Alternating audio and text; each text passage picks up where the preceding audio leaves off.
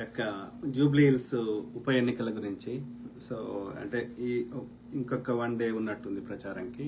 తర్వాత ఇది ట్యూస్డే మంగళవారము 11th రోజు ఓటింగ్. తర్వాత 14th రోజు ఓట్ల లెక్కింపు. సో మొత్తం ప్రాసెస్ 16th లోపల అయిపోతుంది. అంటే మోస్ట్ ప్రాబబ్లీ 14వ తారీఖు అంటే ఏ రోజు అవుతుంది? వచ్చే వారం, కరెక్ట్గా వచ్చే శుక్రవారం. ఇది మంగళవారం ఎన్నికలు జరుగుతున్నాయి.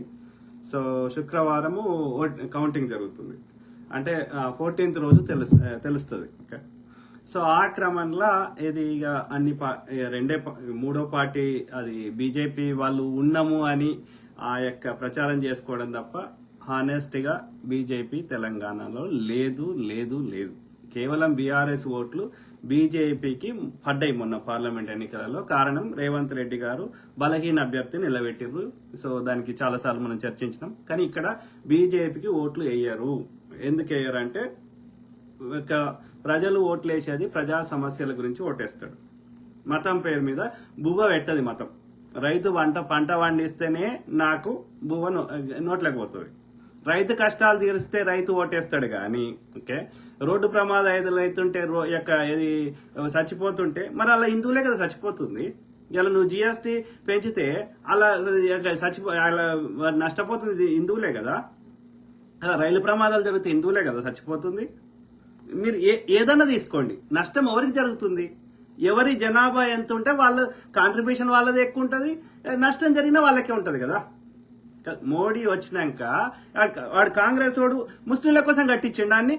ఇలా కాంగ్రెస్ వాడు కట్టించిన ఐఐటీలలో ముస్లింస్ ఉన్నారా? చదువుతున్న విద్యార్థులు కావచ్చు, లేకపోతే పాఠాలు చెప్తున్న అధ్యాపకులు కావచ్చు. కాంగ్రెస్ వాడు కట్టిన ఎయిమ్స్ లో సూదిప్పించుకునే అమిత్ షా ఇప్పించుకున్నాడు. వాడు హిందువా ముస్లిమా? అంటే మతం ఎందుకు వస్తుంది ప్రతి చోటికి? అయితే ఇంటికాడ ఉండాలి, లేదంటే గుళ్ళో ఉండాలి, లేదంటే చర్చిలు ఉండాలి, లేదంటే మస్జిద్లు ఉండాలి. ప్రతి చోటికి ఎందుకు వస్తుంది మతము? మతంతో ఏం పని? అంటే ఈ బండి సంజయ్ లుచ్చనా కొడుకు ఏమంటున్నాడు? మోడీ అనే లుచ్చనా కొడుకు యొక్క భారతదేశంలో ఉన్నటువంటి ముస్లింలకు ప్రధాని కాదు అంటుండ ఈ లుచ్చనా కొడుకు. అట్లా అనుకుంటే అదే బేసిస్ అయితే భారత ఆర్మీలో మోర్ దాన్ 70% సిక్కులు ఉన్నారు. ఏం చేద్దాంరా వాండి సంజయ్, నువ్వు ఎవరినో తీసుకొస్తావు కదా నార్త్ ఇండియా నుంచి. వానికి బండి సంజయ్ కూడా అనరాదా? నువ్వున్నో తీసుకొస్తాడు. వీడో వేస్తున్నా కొడుకు, ఆడోడో వేస్తున్నా కొడుకు. ఏం చేసినావురా? అరే బండి సంజయ్ లుచ్చనా కొడక, తంబాకు బ్యాచ్ ముండా కొడక, పార్లమెంట్ లో మాట్లాడరా అని మైక్ ఇచ్చి మాట్లాడమని ఆడ స్పీకర్ చెప్తే పక్కకొని కిత్తున్నాడు. హిందీ రాదు, ఇంగ్లీష్ రాదు, వచ్చిన తెలుగు నత్తిలో మాట్లాడతాడు. అది వాని పెళ్ళానికన్నా అర్థమవుతుందా లేదా? అరే లండు సంజయ్, వీని పేరు లండు సంజయ్, అర్థమైంది? వీని చూస్తే నాకు కరెక్ట్ గా ఆ యొక్క ఏది ఒక విలన్ కామెడీ విలన్ ఉంటుండే రామిరెడ్డి అని, వాని లెక్క అనిపిస్తుంది. అంకుశం సినిమాలో ఆ రామిరెడ్డి గాని ఎట్లా కొట్టుకుంటూ పోయిండో చార్మినార్ ముందటికెళ్ళి, ఈ లంచ కొడుకుని కూడా అట్లా కొట్టుకుంటూ పోతే చక్కగా అవుతుంది. వేస్ట్ ముండ కొడుకు. నేను చెప్తున్నా కదా, వాని పెళ్ళాంకి వాని పిల్లలకు కూడా అర్థమవుతుంది లేదు వీని భాష. ఎందుకు ఇచ్చిండాడు? వాడు వేసిన కొడుకు రౌడీ తడిపారుగాడు. వాడు యొక్క ఎంతమందిని చంపి వాడిని వేరే రాష్ట్రానికి బహిష్కరణ చేస్తే జడ్జిలతో కూడా చంపిండాడు. వాడు అమిత్ షా ఆడగుండుగాడు, ఈడగుండుగాడు. వాని చెప్పులు మోస్తే వీనికి ఇచ్చాడు.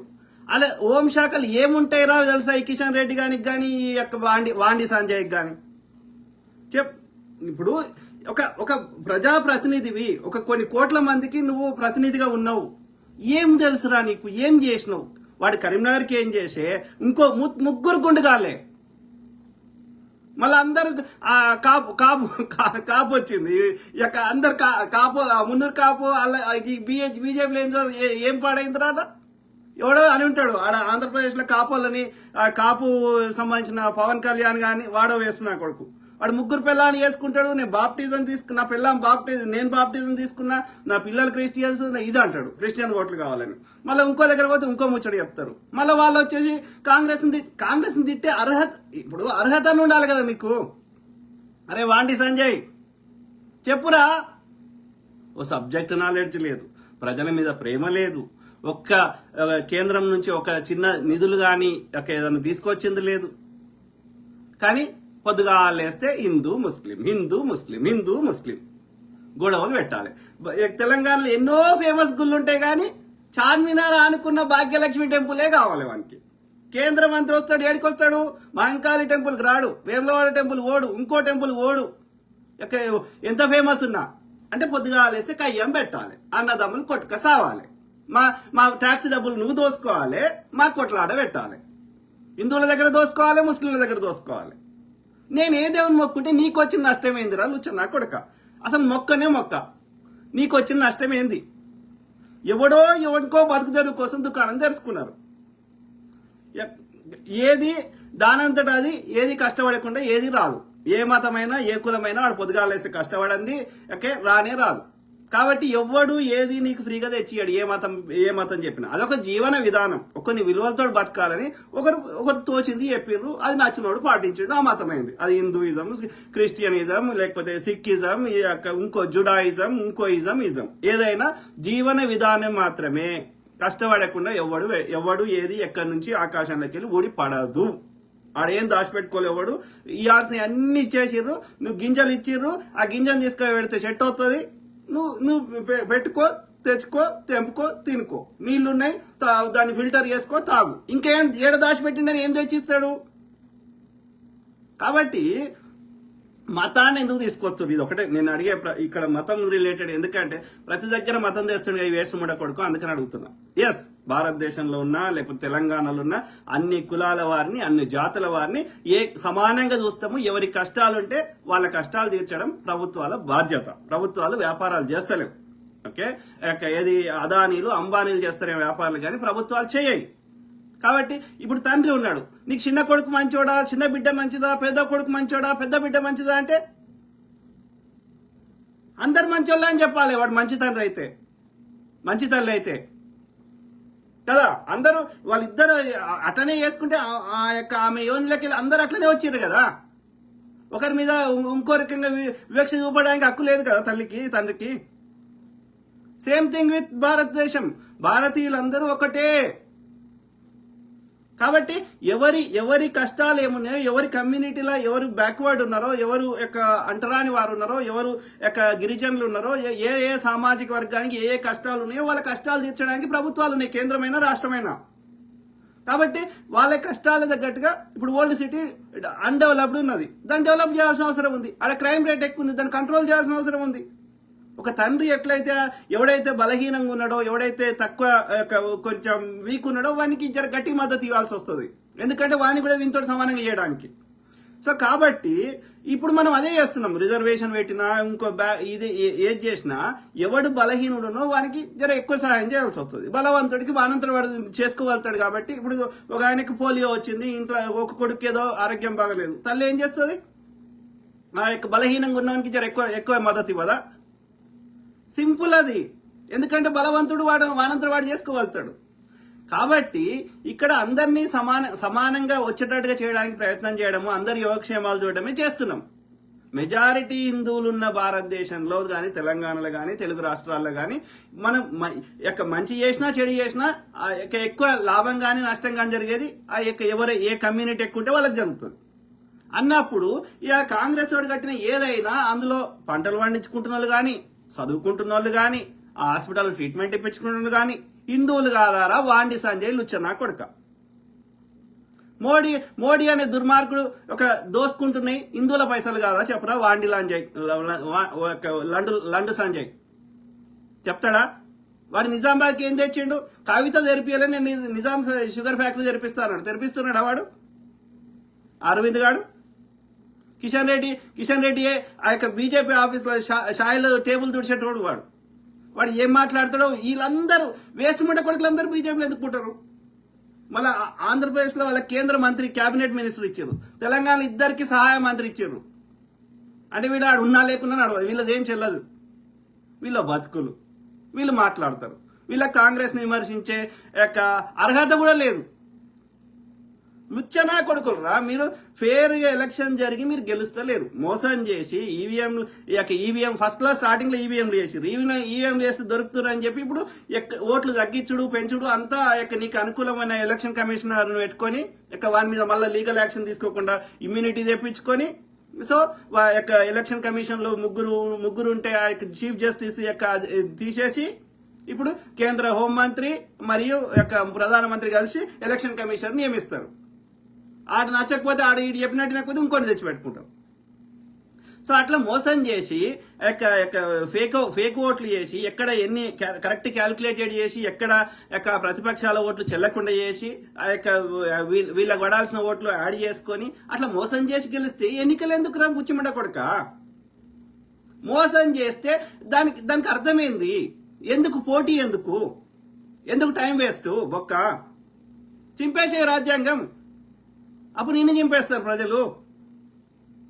సో కాబట్టి ఈ దుర్మార్గులు వచ్చేసి నీకు నచ్చిన బిట్ కట్ చేసి మోడీ అన్నదాన్ని ఆలు ఇదర్సే ఆలు డాలైతే ఉదర్సే సోనా ఆత అని మోడీ లుచ్చనా కొడుకు అన్నాడు అన్నది కట్ చేసి రాహుల్ గాంధీ అన్నాడు అని దుష్ప్రచారం చేస్తే ఎల్లకాలం ఫేక్ బతుకులేనారా? ఇదే వాండి సంజయ్ లుచ్చనా కొడుకు ఏది వాని కార్యకర్తతోటి ముస్లిం మస్జిద్ ముందుకెళ్ళి పోతుంటే రాళ్ళేయించుకొని మళ్ళీ ముస్లింలు వేసారని ప్రచారం చేస్తాడు. ఎప్పుడు ఎన్నికలు జరిగినా ఎవడో ఒకటి హిందువు చచ్చిపోవాలి. ఎవరు చంపేదోడు? ఎందుకు విచారణ జరిగాయి? పార్లమెంట్ మీద దాడి జరిగితే ఎందుకు విచారణ జరగది? 200 కేజీల ఆర్డీఎక్స్ పుల్వామా దాడి జరిగితే ఎందుకు విచారణ జరగది? పహల్గామ్ దాడిలోకి ఎవడొచ్చిండు, ఎక్కడి నుంచి వచ్చిండు, ఎందుకు విచారణ జరగది? కాంగ్రెస్ హయాంలో విచారణ జరిగినాయి కదా, దోషులకు శిక్షలు పడ్డాయి కదా, కసబ్కు ఉరి తీసిరు కదా, అఫ్జల్ గురికి ఉరి తీసిరు కదా, భక్తులను తీసి లోపల వారేసారు కదా. చెప్పండి రా. కాంగ్రెస్ హయాంలో దాడులు చేయించి కాంగ్రెస్ ని దింపడానికి ప్రయత్నం చేసి మత కల్లోలు సృష్టించింది ఇదే బీజేపీ లుచ్చనా కొడుకులు. నా అనుమానం ప్రకారం పాకిస్తాన్ తోటి కూడా ఆడుండే వేసుముండ కొడుకులతో పైసలు ఇచ్చి చేయించింది కూడా ఈ ముండ కొడుకులే. కాంగ్రెస్ హయాంలో కాంగ్రెస్ చెడ్డ పేరు తేవడానికి ఇవాళ బీజేపీ వచ్చినాక చేయిస్తుంది వీళ్ళే. కరెక్ట్ ఎన్నికల ముందే జరుగుతాయి అన్ని. మళ్ళీ ఒక్కదానికి విచారణ జరగదు, ఒక్క దోషికి శిక్షలు పడే. అంటే అర్థమైంది, పుల్వామా దాడి జరిగేకంటే ఒక రోజు ముందు ఆడ టవర్ ఎందుకు పోతుంది, ఆర్మీ ఆఫీసర్ ఎందుకు వచ్చి బాధపడతాడు? సో చేయిస్తుంది ఈ ముండ కొడుకులే. ఎన్నాళ్ళు ఇట్లా చేస్తావు? ఎందుకు చేస్తున్నావు? ఆడు బ్రిటిష్ వాడు చేసినాడు చేస్తున్నావు. బ్రిటిష్ వాడిని వెళ్ళిపోమంటారు అని చెప్పి వాడు హిందూ ముస్లిం గొడవ పెట్టాడు. బెంగాల్ను విభజించి ముస్లిమ్స్ ఉన్న ఏరియాను ఒకటి చేసి హిందువులు ఉన్న ఏరియా ఒకటి చేసి గొడవ పెట్టిండు. ఎందుకని? మీరు కొట్టుకొని బిజీ ఉంటే మేము దోసుకుంటాం, మమ్మల్ని వాడు అడగడికి పొమ్మని. సేమ్ థింగ్ వాడి యొక్క వారసులు, వానికి ఊడిగం చేసిన వాళ్ళు, వానికి దగ్గర పెన్షన్లు తీసుకున్న వాళ్ళు, ఈ బ్రిటిష్ జనతా పార్టీ కూడా అదే చేస్తున్నది. పొద్దుగాలు వేస్తే మతం చుట్టూ తిప్పాలి. ట్యాక్సులు మాత్రం మరి ట్యాక్సులు తీసుకోక హిందువుల దగ్గర. నీకు హిందువుల మీద ప్రేమ ఉంటే జిఎస్టీ హిందువుల దగ్గర తీసుకోము అని మోడీని స్టేట్మెంట్ ఇప్పియండి. ఆడ రైతులకి నల్ల చట్టాలు తెచ్చి 700 మంది రైతులు చచ్చిపోతే ఆ రైతులు ఎవరు? హిందువులు కాదా? వాళ్ళకి కనీసం కాంపెన్సేషన్ ఇచ్చినావా? ఇవాళ ధరలు పెరిగినాయి, ఆదాయం పెరుగుతలేదు, ఉద్యోగాలు పోతున్నాయి. ఇవాళ హిందువులు బాధపడుతుంటే మోడీ ఏం చేస్తుండు? ఏం సంఖ నాకుతూ ఎవరిని సంఖ నాకుతున్నాడు? చెప్పురా వాండి సంజయ్. లుచ్చల అఫంగి నా కొడుకులు. ఓకే, అందరినీ సమానంగా చూస్తామంటే ఎట్లా తప్పు అవుతుందో చెప్పండి. నువ్వు సమానంగా చూడకుండా హిందువులకు స్పెషల్గా నువ్వేం ఫేవర్ చేసినావో చెప్పురా వాండి లంచ కొడక. పొద్దుగాల లేస్తే ఒక్క ప్రజా సమస్య మీద చర్చ ఉండదు. కేవలం హిందువులను చంపాలి, ముస్లింలు చంపాలని ప్రచారం చేయాలి. ఎన్నేళ్ళు చేస్తావు ఇట్లా? This won't work. వాండి సంజయ్ వేస్ట్ కొడక. ఇది వర్కౌట్ కానే కాదు. చైతన్యం గల ప్రజలు ఇక్కడ దక్షిణాదులు ఉన్నారు కాబట్టి మీరు దక్షిణాదిలో రారు. ఆ ఉత్తరాదిలో కూడా ఏడిమూడ కొడుకులు ఎక్కువ ఉన్నారు. వాళ్ళని కూడా చైతన్యం చేయాల్సిన అవసరం ఉంది. ఓకే, నీ కర్రు కాల్చి వాత పెడతానే ఉన్నారు, పెడతారు. అయినా నువ్వు పెడుతున్నారు, ఆడ కూడా రాకపోతుండే కానీ మోసం చేసి వస్తున్నావు. అది ఎల్లకాలం నడవది. కర్రు కాల్చి వాత పెడతారు. ఓకే, బీజేపీ లుచ్చనా కొడుకులారా. సో అట్లనే బీఆర్ఎస్ వాడు కేటీఆర్. ఓకే, ఏం పుట్టిందిరా ముండ కొడక? 10 ఏళ్ళు నువ్వే ఉన్నావు కదా. 10 ఏళ్ళల్లో కేటీఆర్ కేసీఆర్ ఏం బీకిర్రు తెలంగాణకు చెప్పుర్రి. చెప్పండి రా. నేను పోస్ట్ పెట్టగానే కామెంట్ పెట్టే వేస్ట్ ముండ కొడుకులు ఏం చేసిండో చెప్పు. కేసీఆర్ వాడు తెలంగాణ కోసం కష్టపడ్డాడు. అంతకుముందు చాలా మంది కష్టపడ్డారు, కానీ వీడు ఊరు లాంగ్వేజ్ తోటి అట్రాక్ట్ చేసుకొని వానికి మంత్రి పదవి చంద్రబాబు నాయుడు ఇప్పుడు ఆంధ్ర నాయకుడైనటువంటి నందమూరి తారక రామారావు పేరుని తన కొడుకు పెట్టుకున్న లుచ్చనా కొడుక్కి తెలంగాణ మీద ప్రేమ ఉంటది అంటే ఎవరు నమ్ముతారా? Common sense. పాస్పోర్ట్ బ్రోకరు ఎందుకు పనికిరాని చెత్తనా కొడుకు వాడు ఎమ్మెల్యే టికెట్ కోసం వాని కొడుకుని ఆ ఎన్టీఆర్ కాళ్ళ ముందర పెట్టి నా కొడుకు పేరు నీదే అయ్యా అని కాళ్ళు మొక్కి టికెట్ తెచ్చుకున్నాడు వీడు బక్క కేసీఆర్. అర్థమైందా? సో తాగుబోతూ ఓకే, తాగి అట్లా ఉన్నాడు బక్కగా. ఓకే, తిండి తినడు, తాగుడు అది ఏదో కొంచెం ఏదో 1-2 పెగ్గులు తాగి పండుకునే బాపతి కాదు. ఇక తాగిండంటే ఆ తాగితేనే దిమాగ్ పని చేస్తుంది, లేకపోతే దిమాగ్లో ఏదో ఒకటి నడుస్తూనే ఉంటుంది. కుట్రలు కుతంత్రాలు చేసేళ్ళకి నార్మల్ బ్రెయిన్ ఉండదు. ఆ బ్రెయిన్ ఫుల్ పని చేయాలంటే ఆ యొక్క చిట్ చాట్ ఆగాలంటే అది తాగాలి. ఓకే, సో కొడుకు అయ్యనేమో మందు ఆల్కహాల్ తాగుతాడు, కొడుకేమో డ్రగ్స్ తాగుతాడు, డ్రగ్స్ తింటాడు. సో ఇద్దరు దొంగ నా కొడుకులు ఉన్నారు. ఓకే, సో ఆ క్రమంలో కేసీఆర్ అనేటోడు ఏం చేసిండు తెలంగాణకి చెప్పుర్రి. ఒక్క ఉద్యోగం ఇచ్చిండా? ఒక్క ఉద్యోగం ఇచ్చిండా? ప్రతిసారి ప్రెస్ కాన్ఫరెన్స్ ఇచ్చిండు, కానీ ఒక్క ఉద్యోగం కేసీఆర్లు వచ్చి నా కొడుకు ఇచ్చిండా? ప్రతిసారి పేపర్ లీక్లు అయ్యాడు. ఇవాళ ఎందుకైతే లేవురా? బీజేపీ పాలిత రాష్ట్రాల పేపర్ లీక్లు అయినాయి. అరే కేటీఆర్లు వచ్చి నా కొడుక ఈ 10 ఏళ్ల పేపర్ లీక్లు అయినాయి. ఇవాళ ఎందుకైతే లేవు?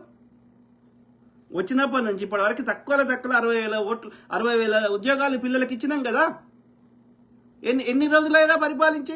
డిసెంబర్ 2023లో కాంగ్రెస్ అధికారంలోకి వచ్చింది. డిసెంబర్ 7 తారీఖు ఎప్పుడు. ఓకే, సో డిసెంబర్ 7కి ఇంకా ఈ డిసెంబర్ 7 రావాలంటే ఇంకా 2 నెలలు ఉంది. ఓకే, సో ఈ 2 నెలలకి ఇంచుమించు 2 ఏళ్ళు అవుతుంది. ఈ 2 ఏళ్లలో 4 నెలలు పార్లమెంట్ ఎన్నికల కోడ్ వచ్చింది. పరిపాలన పెద్దగా చేయలేదు. ఫస్ట్ 2 మంత్స్ గవర్నమెంట్ ఫామ్ చేయడానికి పోయింది. అంటే ఈ 2 ఏళ్లలో కాంగ్రెస్ హార్డ్లీ పరిపాలించింది 1 సంవత్సరం 5 నెలలు, లేదంటే 1.5 year. ఈ 1.5 year నువ్వు 10 ఏళ్ళు చేయండి, ఆ మోడీలు వచ్చిన కొడుకు 12 ఏళ్ళు చేయండి. 1.5 yearలో నువ్వు చేసిన అప్పులకి దానికి మిత్తి కట్టుకుంటా అద్భుతాలు ఇట్లా అయిపోతాయా? అయినా సరే 60,000 ఉద్యోగాలు తక్కువ 60 నుంచి 70,000 ఉద్యోగాలు ఇవ్వడం జరిగింది. ఉన్న ఖాళీలు భర్తీ చేయడం జరుగుతుంది. ఇంటిగ్రేటెడ్ స్కూల్స్ కట్టడం జరుగుతుంది. ఓకే, ఒక్క బీజేపీ పాలిత రాష్ట్రంలో సన్న బియ్యం ఇస్తుర్రా? కేసీఆర్ వచ్చిన కొడుకు సన్న బియ్యం ఇచ్చిండా? మరి సన్న బియ్యం ఇవ్వడానికి పైసలు అదనంగా వాళ్ళకి ఇవ్వకుండా సన్న బియ్యం అమ్ముతారా రైతులు? మరి దానికి ఎన్ని వేల కోట్లు గవర్నమెంట్ ఖర్చు పెడుతుంది? ఆర్టీసీ మనం చూసి ఫ్రీ బస్సు స్కీమ్ చూసి వేరే రాష్ట్రాలు ఆంధ్రప్రదేశ్ ఆడ కర్ణాటక వేరే రాష్ట్రాలు కూడా ఇచ్చే ప్రయత్నం చేస్తున్నాయి. ఇలా ఫ్రీ బస్ వచ్చినాక అడగండి, ఆడపిల్లల్ని అడగండి, తక్కువ 2 నుంచి 3 వేల రూపాయలు నెలకి వాళ్ళకి ఆదా అవుతున్నాయి. అడగండి, అమ్మని అడగండి, కూరగాయలు అనుకునే అమ్మని అడగండి, ఆ కాలేజీ పోయే అమ్మాయిని అడగండి. తండ్రి మీద లేకపోతే అన్న మీద ఎవరి మీద ఆధారపడకుండా స్త్రీ తనంతట తాను చేసుకుంటూ మొగడు తాగుపోతైనా లేకపోతే మొగ ఇంటికి పెద్ద దిక్కు లేకపోయినా భర్త ఏ కారణం చేసి చనిపోయినా ఓకే ఆమె అంతటా ఆమె పనులు చేసుకుంటుందా లేదా? గుడికి పోతున్నది, ఆ తల్లిగారింటికి పోతుంది, అత్తగారింటికి పోతుంది. ఆమెకు ఉమెన్ ఎంపవర్మెంట్ మహిళా సాధికారతను ముచ్చడి ఎప్పుడు కాదు కదా, దండేశుడు కాదు కదా. మహిళలు ఇవాళ బీఆర్ఎస్ ఉన్న ప్రభుత్వం కంటే ఇలా మంచిగా ఉన్నారా లేదా? తక్కువ కేవలం బస్సు ప్రయాణం ఫ్రీ ఉచిత బస్సు ప్రయాణం ద్వారా 2 నుంచి 3 వేల రూపాయలు ప్రతి కుటుంబానికి ఆదా అవుతున్నాయి. అది మళ్ళీ పైసలు ఉన్న వాళ్ళకు పేదోళ్ళకని లేదు కదా, అందరు మహిళలకు ఇస్తున్నారు కదా. అంటే పైసలు ఉన్న వాళ్ళు కూడా వాళ్ళకి కూడా లాభం అవుతుంది కదా, మిడిల్ క్లాసు ధనవంతులకు కూడా. సో అవుతుందా లేదా? గుండె మీద చేసుకొని చెప్పండి. పేదవాళ్ళకి తెల్ల రేషన్ కార్డు వాళ్ళకి వాళ్ళకి పట్టణాల్లో అయితే బస్తీ దవాఖానాలు, ఏది గ్రామీణ ప్రాంతాల్లో అయితే ఏది ఎవరికైనా సరే ఫ్రీ ఉచిత సిలిండరు, ఉచిత కరెంటు, రైతులకు ఉచిత కరెంటు, ఇవన్నీ ఇస్తలేరా? చెప్పండి, గుండె మీద చేసుకొని చెప్పండి. కేసీఆర్ అంటోడు ఏం చేసిండు? వాడు దోసుకొని కొన్ని చిల్లర పథకాలు ఇచ్చిండు, కానీ మన బతుకులు మార్చేటి ఏం చేసిండు చెప్పుర్రి. ఆ చిల్లర పథకాలు ఇవ్వడానికి కూడా ఎంత దోషిండు? 4 లక్ష మనకు మొత్తం ఉమ్మడి ఆంధ్రప్రదేశ్ అంతకుముందు ఉన్న హైదరాబాద్ రాష్ట్రం అన్ని కలిపి ఓకే 2014 దాకా తెలంగాణ అప్పుడు 72,000 కోట్లు ఉండే. డాక్టర్ వైఎస్ రాజశేఖర రెడ్డి గారి హయాంలో అప్పుడు 2 టర్మ్స్ ఉండే కదా, ఆయన చనిపోయిన మధ్యలో. సో అప్పుడు మిగులు బడ్జెట్ ఉండే, అర్థమైందా? అంతకుముందు అన్ని ఏండ్లు కలిసి 72,000 కోట్లు అప్పు అయింది. ఓకే, అంటే ఎప్పటి నుంచి లెక్క పెట్టాలి? 1948 నుంచి లెక్క పెట్టాలి. 48 నుంచి 2014 దాకా అనేక ముఖ్యమంత్రులు చేసిన అప్పులు ఎంత అయినాయి? 72,000 కోట్లు. ఒక్క కేసీఆర్ వచ్చిన కొడుకు ఈ వచ్చిన 10 ఏళ్లలో ఎంత అయింది రాష్ట్ర అప్పు? ఇంచుమించు 7 లక్షల కోట్లు అయింది. అందులో ఏది 4 లక్షల కోట్లు మనకి ఆర్బీఐ అప్రూవల్ ద్వారా కేంద్రం అప్రూవల్ తోటి మనము ఏది ఎల్ఐసి నుంచి కానీ వేరే బ్యాంకుల నుంచి కానీ తీసుకోవడం జరిగింది. అది అట్లా దానికి లిమిటేషన్స్ ఉంటాయి. రాష్ట్రాలు కేంద్రం ఇష్టం ఉన్నట్టు తీసుకోవడానికి దానికి కూడా రూల్స్ ఉన్నాయి. కానీ బట్ ఏది రాష్ట్రాలకి ఏది అప్పు తీసుకోవాలంటే ఆర్బీఐ అప్రూవల్ తీసుకోవాలి. అంటే నీ జీడిపి అవన్నీ లెక్కలు వేసుకొని ఇంతకంటే ఎక్కువ అప్పు ఇవ్వరు, ఆర్బీఐ అప్రూవల్ లేకుండా ఇవ్వరు. అయితే ఏం చేసిండు కేసీఆర్ వచ్చిన అక్కడకు కాళేశ్వరం కమిషన్ అని ఇంకో కమిషన్ అని ఓ సంస్థలు పెట్టి ఈ సంస్థ ద్వారా లాభాలు వస్తాయి కాబట్టి ఈ సంస్థలోకి వచ్చిన డబ్బులని మేము నీకు అప్పు కడతామని చెప్పి ఒక ప్రైవేట్ వాళ్ళు ఎట్లయితే లోన్ తీసుకుంటారో వ్యాపార సంస్థలు అట్లా కమిషన్లు పెట్టి దాని పేరు మీద బ్యాంకుల దగ్గర ఇది గవర్నమెంట్ షూరిటీగా ఉంటూ 3 లక్షలకు ఇంచుమించు 3 లక్షల కోట్లు అప్పు తెచ్చిండు. సో ఆడ 4 లక్షల కోట్లు, ఈడ 3 లక్షల కోట్లు. ఎవడు కట్టాలి? 7 లక్షల కోట్లకి అసలు మిత్తి ఎవడు కట్టాలి? ఒక్క కాళేశ్వరం పేరు మీద డాక్టర్ వైఎస్ఆర్ రాజశేఖర రెడ్డి గారి హయాంలో 90 ప్రాజెక్టులు చిన్నవి పెద్దవి సిల్ట్ తీసేది కలిపి అన్ని కలిపితే ఎంత అయింది? దాని ఎస్టిమేషన్స్ 40,000 నుంచి స్టార్ట్ చేసి 80,000 కోట్లు ఉండే. కేసీఆర్ ఒక్క కాళేశ్వరం ప్రాజెక్టుకి 1,10,000 కోట్లు చేసిండు. ఇక ఈ 10 ఏళ్లలో కట్టే అసలు మిత్తి కలిపితే 1,50,000 కోట్లు అయినాయి. మళ్ళీ అదేంది? కాంగ్రెస్ హయాంలో ప్రాణహిత చేవెళ్ళ ప్రాజెక్ట్ అది. సో ప్రాణహిత నుంచి అక్కడ నుంచి ప్రాణహిత నదిని చేవెళ్ళ దాకా తేవాలి అనే కాన్సెప్ట్ లో అలా గ్రావిటీ ద్వారా వచ్చేటి నీళ్లు కేవలం ఒక పైప్ లైన్ వేసుకుంటే అయిపోయేది. దానికి 10,000 కోట్లు అయ్యేటి. మిగతా అంతా గ్రావిటీ ద్వారానే నీళ్లు మనకు ఎల్లంపల్లిలో వచ్చి పడేటి. ఈ కేసీఆర్ వచ్చిన కొడుకు ఏం చేసిండు? కావాలని డిజైన్ మార్చి ఆడ పైన రావాల్సిన డాక్టర్ బిఆర్ అంబేద్కర్ దాన్ని ప్రాణహిత ప్రాజెక్టుని బంద్ చేసి కిందికి వచ్చినాక ఎత్తిపోసుడు అంట. ఎత్తింది లేదు, పోసింది లేదు, పీకింది లేదు, అన్ని వాడు కట్టినాయి. 5 టీఎంసీలు 10 టీఎంసీలు బరాజులే. సో దానికి హార్డ్లీ 10,000 కోట్లు కూడా వాడు ఖర్చు పెట్టలే వేస్ట్ కొడుకు. కానీ 1,10,000 కోట్లు బిల్లు చేసాడు. సో దోసుకొని తిన్నారు. అందుకు కృతజ్ఞతగా ఇక 1,000 కోట్లు వీళ్ళకి ఇచ్చింది కాకుండా 50-60,000 కోట్లు తక్కువలో ఇచ్చింది కాకుండా కవితకి బుర్జ్ ఖలీఫాలో దుబాయ్లో ఒక అపార్ట్మెంట్ 62 కోట్లకి గిఫ్ట్ ఇచ్చిండు. 20 లక్షల వాచ్ గిఫ్ట్ ఇస్తారు కవితకి. నీకు ఇవ్వనండి, నాకు ఇవ్వనండి అంటే వానికి ఎంత ప్రజల సొమ్ము దోచిపెడితే నీకు ఆ గిఫ్ట్లు ఇస్తున్నాడు వాడు. సో వాడు నువ్వు కలిసి కాంట్రాక్టర్ నువ్వు కలిసి మైహోమోడు కలిసి నువ్వు దోసుకొని ప్రజలకి పంగనామాలు పెట్టిర్రు. మరి ఈ అప్పు ఎవడు కట్టాలి? అసలు ఎవడు కట్టాలి? నువ్వు దిగిపోయినావు, ఎవడు కట్టాలి? సో ఈ అప్పు కట్టుకుంటే వీక్తే ఈ అప్పు అసలు మిత్తి కట్టుకుంటే వీకే ఈ పైసలు నేను వేరే వాటికి వాడుకుంటా కదా, అభివృద్ధికి, పిల్లలకు ఉద్యోగాలకి, ఇంకో దానికి వాడుకుంటా కదా. ఇలా నెక్స్ట్ ప్రభుత్వాలను పని చేయకుండా చేస్తున్నావు కదా. సేమ్ మోడీ అదే చేస్తున్నాడు. 64 ఏళ్లలో 13 ప్రధానమంత్రులు చేసిన అప్పు 56 లక్షల కోట్లు. ఒక్క మోడీలు వచ్చిన కొడుకు వచ్చినాక 150 లక్షల కోట్లు అయింది. ఇప్పుడు మొత్తం భారతదేశ అప్పు 200 లక్షల కోట్లు అయింది. దేశ సంపద ఎంత ఉందో అంతకు మించి అప్పులు అవుతున్నాయి రాష్ట్రమైనా దేశమైనా. మరి ఏం కట్టిర్రు అయ్యా? ఇప్పుడు మోడీ అనేట ఆయన ఒక నాగార్జున సాగర్ లాంటిది, ఒక శ్రీశైలం లాంటిది, ఒక శ్రీపాద ఎల్లంపల్లి లాంటిది, ఒక ఎస్ఆర్ఎస్పి శ్రీరామ్ సాగర్ లాంటిది, ఒక బాక్రానంగల్ లాంటిది, అక్కడ దామోదర్ వ్యాలీ ప్రాజెక్ట్ లాంటిది ఒక్క నీటిపారుదల ప్రాజెక్టు మోడీ కట్టించి చెప్పండి. సో ఇట్లా లుచ్చనా కొడుకులుండి వాడైతే కనిపించిన స్త్రీని, గుట్టని, భూములని, చెరువులని అన్ని దెంకదిని ఇవాళ వచ్చేసి కాంగ్రెస్ తిడతా అంటే ఏం మనుషులా? మీరు మనుషులేనా? అరే కేటీఆర్ ఏం చేసినావు? మా కనకవకి ఇయ్యలే బ్రాండ్ అంబాసిడర్, మా గంగవకి ఇయ్యలే బ్రాండ్ అంబాసిడర్, రుచ్చపాడుకో. ఓకే, వీనికి ఇది చేసుకోవచ్చు అని చెప్పి అందరికి ఆ సినిమా వాళ్ళకి ఇచ్చిండు బ్రాండ్ అంబాసిడర్. అనసూయకి, మంచు లక్ష్మికి, ఆ సమంతకి. ఈడో వేస్ట్ మడ కొడుకు. వాడు కొడుకు అయ్యనేమో తాగేటోడు. వాడు అసెంబ్లీకి రాలేదు, ఇప్పుడు వస్తలేడు, అప్పుడు రాలే, సెక్రటరీ రాలే. వచ్చిండా కేసీఆర్ సెక్రటరీకి? కానీ కూలగొట్టి కట్టిండు. ఎందుకు కట్టిండు? ఆడ సెక్రటరియట్ లోపల ఎక్కడనో బంగారం ఉందంట.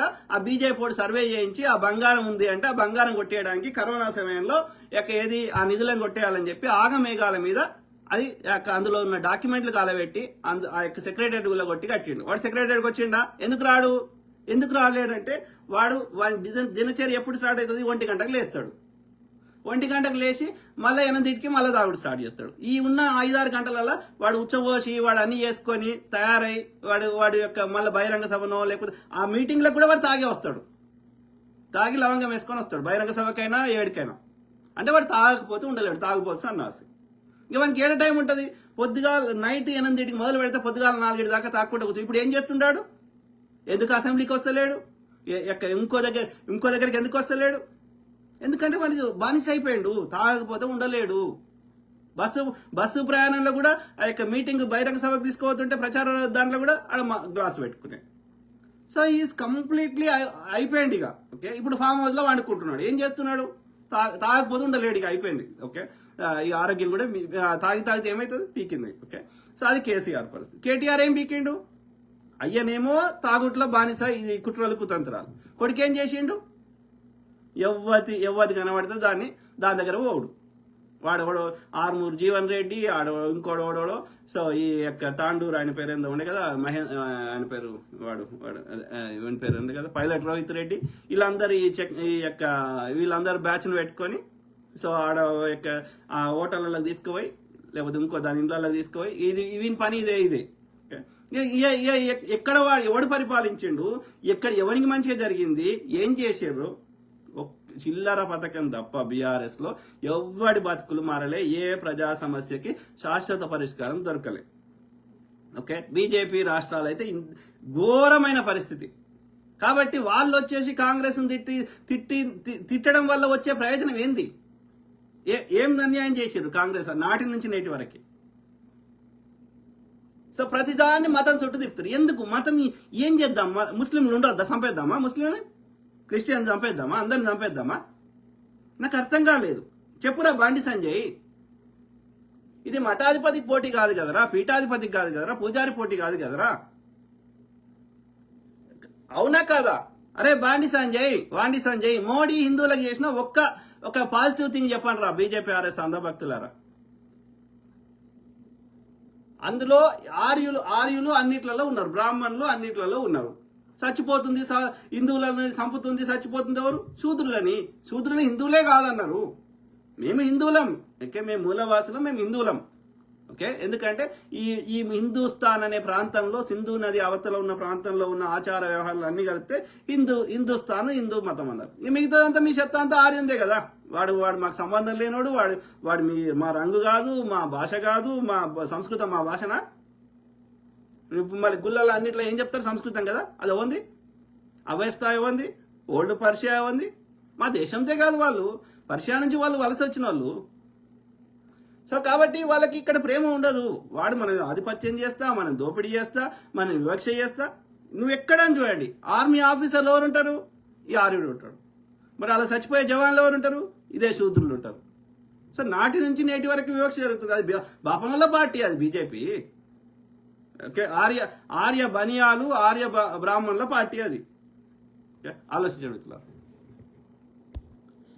సో ఇవన్నీ చెప్పే ఉద్దేశం ఏంటంటే దయచేసి ఓకే, ఇక్కడ టెంపరీ యొక్క వీటికి లొంగకండి.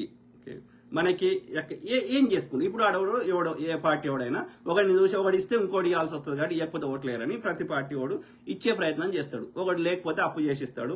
ఒకడు దోసుకున్నాడు అయితే ఇంకా వాడు దోసుకున్నాడు కాబట్టి ఇవ్వగలుగుతాడు. బీజేపీ ఇక్కడ దోసుకుంటుంది కాబట్టి ఇవ్వగలుగుతుంది. బీఆర్ఎస్ గతంలో దోసుకుని భూములు వాడు డబ్బులే కాకుండా ఎక్కువ దోసుకున్నది బీఆర్ఎస్ వాళ్ళు భూములు చెరువులు కబ్జా పెట్టారు. భూములు ఓకే, భూములు ఇవాళ ఎంత రేట్ అయినాయి? ఓకే, సో భూములు కొనుక్కునే పరిస్థితి లేకుండా చేశారు కదా కేసీఆర్ వచ్చినాక.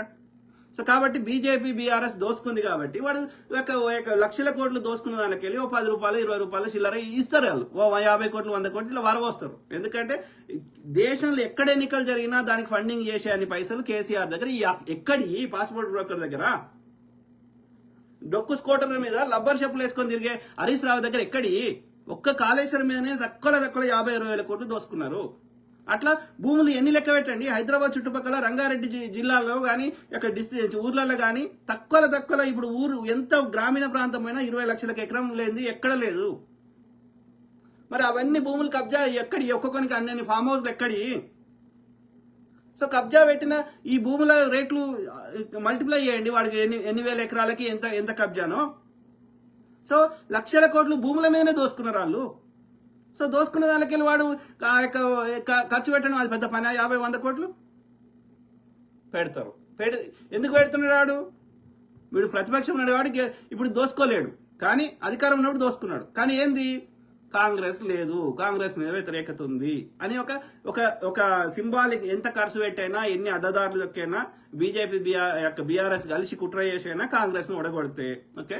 సో ఇది ఇండికేటరు. చూసినావా, కాంగ్రెస్ పాలన ప్రజలకు నచ్చలేదు కాబట్టి దీన్ని ఆధారంగా చేసుకొని ఇంకా 3 ఏళ్ళు దుష్ప్రచారం చేసి మళ్ళీ అధికారం రావాలని కుట్ర చేస్తున్నారు. అందుకోసం వాళ్ళు గెలవాలని గెలవడానికి ఎన్ని అడ్డదారులైనా తొక్కే ప్రయత్నం చేస్తున్నారు బీజేపీ బీఆర్ఎస్ కలిసి. కానీ నేనేమంటున్నా, ప్రజల తరఫున నేనేం ఆలోచిస్తున్నా, ఇవాళ బీజేపీ దక్షిణాదిలో రాదు ఓకే. ఇక్కడ మతం పనిచేయదు. ఆ ఉత్తరాదిలో కూడా మోసం చేస్తున్నారు. అక్కడ కూడా మతం పనిచేయకుండా ఉండే విధంగా అక్కడ కూడా చైతన్యం కొట్లాడుతున్నారు ప్రజలు. ఇంకా చైతన్యం కొట్లాడాలి. అక్కడ కూడా బీజేపీ సంకనాకి పోతుంది ఓకే. అర్థమైందా? వాళ్ళు ప్రజలు ఓట్లేస్తే బీజేపీ రాలేదు. అన్ని అడ్డదారులనే మహారాష్ట్రలో ప్రతిపక్ష పార్టీలను సిబిఐ ఈడీ అని చెప్పి బెదిరించి ఈ ఎలక్షన్ ఓటింగ్ ప్రాసెస్ లో మోసం చేసి అట్లా ప్రతి రాష్ట్రంలో, కర్ణాటకలో అప్పుడు మోసం చేసారు గతంలో, కర్ణాటక ప్రజలు తన్నిండ్రు, మళ్ళీ ఇప్పుడు ఎలగొట్టిరు బీజేపీని. సో అట్లా అరుణాచల్ ప్రదేశ్ అక్కడ అన్ని చోట్లలో మోసం చేసి వచ్చారు. కానీ ప్రజలు అక్కడ కూడా చైతన్యం అవుతారు, అక్కడ కూడా బీజేపీ సంకనాకి పోతుంది ఓకే. సో ఇప్పటికీ పంజాబ్లో లేదు, వెస్ట్ బెంగాల్ లేదు. వెస్ట్ బెంగాల్ అయితే వాళ్ళు చేయని ప్రయత్నం లేదు ఓకే. ఢిల్లీలో మొన్న అడ్డదారులు వచ్చింది ఓకే. ఎన్ని ప్రతిపక్ష నేతలు పార్టీలను మోసం చేస్తున్నారు, అవినీతి చేస్తున్నారు అని చెప్పి వాళ్ళని తీసుకొని లోపలేస్తాడు. మరి ఒక్క బీజేపీ మీద ఎందుకు ఏడు? 40% కమిషన్ తీసుకున్నారు కర్ణాటకలో, మరి ఒక్కరి మీద కేసు లేదే. అదే ఢిల్లీ సీఎం కేజ్రీవాల్ మీద, అదే జార్ఖండ్ సీఎం హేమంత్ సోరెన్ మీద ప్రతిపక్షాల మీద ఎందుకుంటాయి సిబిఐడీలు? సో వాళ్ళు ఆ యొక్క సంస్థల్ని, కేంద్ర సంస్థలు అన్నింటినీ దుర్వినియోగం చేస్తున్నారు. సిబిఐని, ఈడీని, ఆర్బీఐని, ఈ యొక్క ఎన్నికల కమిషన్ అన్నింటినీ బీజేపీ అనుబంధ సంస్థలు లెక్క వాడుకుంటారు. సో అట్లా అడ్డదారులు మోసం చేసి వచ్చిన వాళ్ళే బీజేపీ, కానీ ప్రజలు ఓట్లేస్తే గెలిచిన వాళ్ళు కాదు. సో కాబట్టి వాళ్ళు వేస్ట్ మడ కొడుకులు ఓకే. సో అయితే ఇక్కడ ఏమంటున్నా అంటే, ఈ జూబ్లీ హిల్స్ లో ఓకే, ఇక్కడ ఇప్పుడు బీజేపీ ఇక్కడ దక్షిణాదిలో రాదు ఓకే. వాళ్ళకి ఇక్కడ ఓటు శాతం లేదు ఓకే. బీజేపీ పరిస్థితి, బీఆర్ఎస్ కి ఎంతో కొంత ఓటు అబౌవ్ 30% ఉంది. కానీ ఇప్పుడు బీఆర్ఎస్ నెక్స్ట్ టర్మ్ కూడా రాదు. ఎందుకు రాదు అంటే ప్రధాన కారణం, వాళ్ళు లెక్కకు మించి ఏదో 5-10 రూపాయలు దోసుకుంటే ఎవడేమనకపోతుండే, హద్దుకు మించి దోసుకున్నారు. ఒక ఉద్యోగాలు ఇవ్వలేదు, ఎలాంటి సమస్యలకు శాశ్వత పరిష్కారాలు చూపెట్టలేదు, అభివృద్ధి చేయలేదు ఓకే. కాబట్టి బీఆర్ఎస్ కి మళ్ళీ వస్తే మళ్ళీ అదే పరిస్థితి వస్తుంది. ఆర్టీసీ కార్మికులు ఎన్ని రోజులు సమ్మె చేసిర్రు? ఒక్క డిమాండ్ నెరవేర్చిర్రా? లాస్ట్ కింద బువ్వ పెట్టి పంపించిండు. కాబట్టి తీయ మాటలు చెప్పే ఇదే తప్ప వాళ్ళతో చిల్లర తప్ప మనకి సమస్యలకు శాశ్వత పరిష్కారం. ఇప్పుడు నా అంతటిని, ఇప్పుడు భూమి ఇయ్యి, ఓ ఇల్లు ఇయ్యి, లేకపోతే వాళ్ళకి ఒక ఉద్యోగం ఇయ్యి, లేకపోతే వాళ్ళకి ఒక స్కిల్ డెవలప్మెంట్ ట్రైనింగ్ ఇయ్యి, వాళ్ళకి మంచి విద్యను అందించు, వాళ్ళకి మంచి రోడ్లు ఇయ్యి, ఇది వాళ్ళ సమస్యలకు శాశ్వత పరిష్కారం. కానీ ఈ యొక్క ఎన్నికల ముందో లేకపోతే ఏదైనా చిల్లర పథకం ఇస్తే అది అప్పటి మందమే మంచిది, కానీ ఇక తర్వాత మళ్ళా రోజు నేను బాధపడుకుంటా బతుకుడే కదా, అవునా కాదా? సో ఎందుకు అట్లా చేస్తారు వాళ్ళు బీజేపీ బీఆర్ఎస్? ఎందుకంటే నువ్వు పేదోని ఉంటేనే నా చిల్లరకి అమ్ముడు పోతావు. నువ్వు చిల్లర ఇస్తే ఓటేస్తావు, చిల్లర ఇస్తే నువ్వు ఇది నా చెప్పు చేతలు ఉంటావు. నువ్వు పైసల పరంగా గట్టిగా అయినావు అనుకో, నీ అంతా నువ్వు మంచిగానే అనుకో, నేను చెప్పినట్టు ఎందుకు వింటావు? చిల్లరకి ఎందుకు అమ్ముడు పోతావు? కాంగ్రెస్ అట్లా ఆలోచించదు, నాటి నుంచి నేటి వరకు ఆలోచించదు. అందుకే గరిష్ట పరిమితి చట్టాలు వచ్చినాయి, లేకపోతే ఈ రైట్ టు సమాచార హక్కు చట్టాలు వచ్చినాయి, రైట్ టు ఎడ్యుకేషన్ యాక్ట్లు వచ్చినాయి, అనేకం ప్రజలకు భూములు వంచడం జరిగింది, ఇల్లులు కట్టేయడం జరిగింది. ఏదైనా సమస్యలకి శాశ్వత పరిష్కారాలు చూపెట్టింది. ఎందుకని? మనం ప్రభుత్వం ఉన్నది, వాళ్ళ డబ్బులు వాళ్ళకి మంచి చేద్దాం, ఇక వాళ్ళ ఇష్టం, వాళ్ళకి కరెక్ట్ అనిపించింది వాళ్ళు ఓటేసుకుంటారు. అంతేగాని వాళ్ళని యొక్క సిద్ధాంతపరంగా నాటి నుంచి నాటికి పోయింది. కానీ కేవలం దీనికి ఏది ప్రజల్ని ఇబ్బంది పెట్టాలి, మన చెప్పు చేతలు పెట్టుకోవాలి, అది ఏనాడు లేదు, అవసరం కూడా లేదు. ఓకే, ఎవరికి నచ్చినోడు ఆయన కోటేసుకుంటాడు. బుద్ధి ఉన్నోడు నాకు ఏది మంచిది అనిపిస్తే అది వేసుకుంటారు. వాళ్ళకి పాపం అంత ఆలోచన శక్తి లేని వాళ్ళు, లేకపోతే మత యొక్క అజ్ఞానులు, చెడిపోయిన యూత్, ఓకే, లేకపోతే ఆ టెంపరీ బిర్యానీ యొక్క చిన్న చిన్న గిఫ్టులకి, చిన్న చిన్న చిల్లరకి, వాళ్ళకి చిల్లరనే ఉంటుంది. చిల్లర అంటే వాడు ఇస్తేనే నువ్వు బతకాలి, వాడు ఇస్తాడు, నువ్వు ఆడికాడికి బతికేటట్టు ఇస్తాడు, నేను సావకుండా బతికేటట్టు ఇస్తాడు. కానీ నీ అంతా నువ్వు సంపాదించుకునేటట్టు చేయాలి, నువ్వు పండించిన పంటకి ధర పెంచాలి, అప్పుడు నీకు లాభం కదా. నువ్వు చేసే పనికి ఎక్కువ డబ్బులు వచ్చేటట్టు చేయాలి, అది కదా. నువ్వు చేసే పని ఇంకా అత్యాధునికంగా ఎట్లా చేయాలనో దానికి ట్రైనింగ్ ఇవ్వాలి, అది కదా. నీ అంతా నువ్వు కాళ్ళ మీద నిలబెట్టడి చేయడం గొప్ప పనా? ఓకే, నువ్వు ఆడ ఏది ఒకటి సంపాదించి ఒకటి కట్టిన ట్యాక్సులు తీసుకొని ఇంకొని ఆడికాడికి బతికేటట్టు ఇస్తే అది కరెక్టా?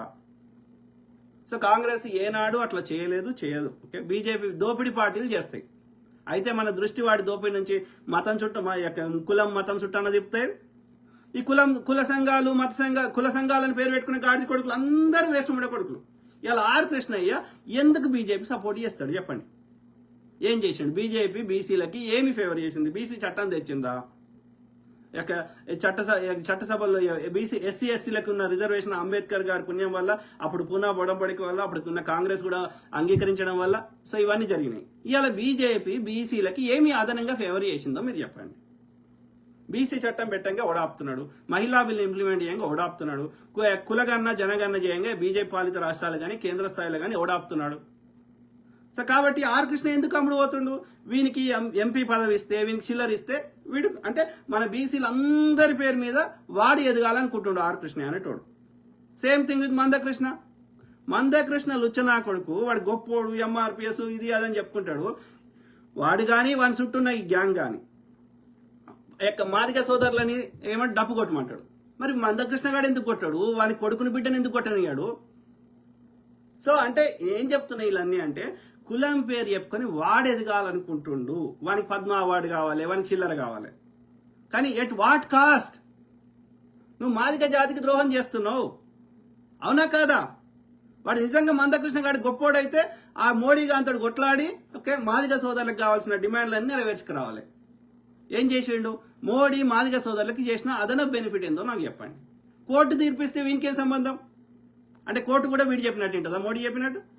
కోర్టు ఒక రాజ్యాంగ వ్యవస్థలో ఏది ఈ ప్రధాని కానీ, ఎగ్జిక్యూటివ్ బాడీ కానీ, లేకపోతే లెజిస్లేచర్ కానీ, లేకపోతే ఈ జ్యుడిషియరీ కానీ, అవి సపరేట్ విభాగాలు కదా, ఈక్వల్ పవర్స్ ఉన్నాయి కదా. సో కాబట్టి జ్యుడిషియరీ నువ్వు చెప్పినట్టు ఎందుకు ఉంటుంది? ప్రధానమంత్రిని కూడా శిక్షించే అధికారం జ్యుడిషియరీకి ఉంది, న్యాయ వ్యవస్థకు ఉంది. ఉన్నప్పుడు న్యాయ వ్యవస్థను కంట్రోల్ చేసే శక్తి మోడీకి ఎక్కడిది? కాబట్టి నిజంగా మాదిగ సోదరులకి మంచి కావాలంటే మీ డిమాండ్లు ఏమున్నాయో పెట్టు. ఓకే, సో మాదిగ సోదరులకి స్పెషల్ ఫండ్స్ కేంద్రం నుంచి తీసుకురా. అట్లా మాదిగ సోదరులకు కావాల్సిన చట్టాలు కానీ, మాదిగ సోదరులకు కావాల్సిన ఫండింగ్ కానీ ఏం తెచ్చిండు, ఏమి ఇచ్చిండు మోడీ? మరి ఎందుకు సపోర్ట్ చేస్తున్నారా? ఊరికి దూరం పెట్టమని అంటరాంతరం పెట్టి డప్పు కొట్టుకో, లేకపోతే రోడ్లు ఉడువు, ఇంకో సండాసెత్తు, ఇట్లాంటి పిచ్చి పిచ్చి పనులని చేయించి ఇవన్నీ పెట్టిన ఎవడు? ఇదే బ్రాహ్మణ పార్టీ. మరి ఆ ఆర్య బ్రాహ్మణ పార్టీకి, ఈ వర్ణ వ్యవస్థను పెట్టిన ఆ బ్రాహ్మణ పార్టీకి, నువ్వు ఈ మనువాద పార్టీకి నువ్వు మద్దతు ఇచ్చి ఏ పార్టీలు ఉన్నావు బీజేపీ కోటేమంటే నువ్వు మనిషివా? మనిషి లోపల ఉన్న పెండవా? ఏంటిది మందకృష్ణ? ఎందుకు వేయాలి? ఒక్క రీజన్ చెప్పురా మందకృష్ణ. ఎట్లా లాజికల్గా చెప్పు. మాదిగా రిజర్వేషన్ అనేది ఏమైనా బిల్లు తెచ్చిండా? పోనీ చట్టం చేసిండా? కోర్టు తీర్పు ఇచ్చింది, ఆల్రెడీ ఉన్నాయి రాయ్యా, అది మా స్థాయిలో లేదు, మీ యొక్క రాష్ట్రాలు మీకు నచ్చిన, అది రాష్ట్ర స్థాయిలో ఒక్కొక్క రాష్ట్రానికి ఒక్కొక్క విధంగా ఉంది రిజర్వేషన్, మీ ఇష్టం ఉన్నట్టు చేసుకోపోనరా అని చెప్పింది కోర్టు. అంతకు మించి అక్కడ అదనంగా మోడీ స్పెషల్ ఫేవర్ ఏం చేసిండు? అక్కడ మోడీ చేసింది ఏం లేదు. సో కాబట్టి ఆలోచించమని కోరుతున్నా. ఓకే, సో నేను ఏం చెప్తున్నా అంటే, ఇక్కడ సారాంశం ఏం చెప్తున్నా అంటే, ఈ కులం పేరు మీద, మతం పేరు మీద వాడు దోసుకోవాలి, వాడు ఎదగాలి, వాని కుటుంబం ఎదగాలనుకుంటారు. కానీ ఎట్ ద కాస్ట్ ఆఫ్ ఆ జాతికి ద్రోహం చేస్తూ వాడు ఎదగాలనుకుంటుండ్రు తప్ప ఓకే ఆ జాతికి వాళ్ళు చేస్తున్న మేలు శూన్యం. ఆలోచించండి, కొంచెం దీర్ఘంగా ఆలోచించండి, అర్థమవుతుంది. ఓకే, రాజు మండల సూపర్ అన్న, థ్యాంక్ యూ బ్రదర్. అదే బ్రదర్, ఎందుకంటే మనము ప్రజల్ని చైతన్యం చేయాలి, వాస్తవాలు గుర్తు. ఎందుకంటే ఆ టెంప్ట్ అయిపోతాం. మనకి యొక్క ఆ వారం 10 రోజులు యొక్క నెల రోజులు యొక్క ఎన్నికలు రాగానే ఆ నెల రోజులు ఉండే మాహోలు డిఫరెంట్ ఉంటుంది. ఇది మందు పోయిస్తారు, మటన్ పెడతారు, ఎన్నికలు అయిపోయినాక మళ్ళీ తూకోన్ మైకోన్ మళ్ళీ ఎన్నికలు వచ్చేదాకా. ఓకే, సో పైసలు ఇస్తారు, అన్నీ చేస్తారు. ఓకే, నీకు యొక్క ఆ రోజు కూలీ ఇస్తారు, ఏదైనా మీటింగ్ ఉంటే అన్నీ చేస్తారు.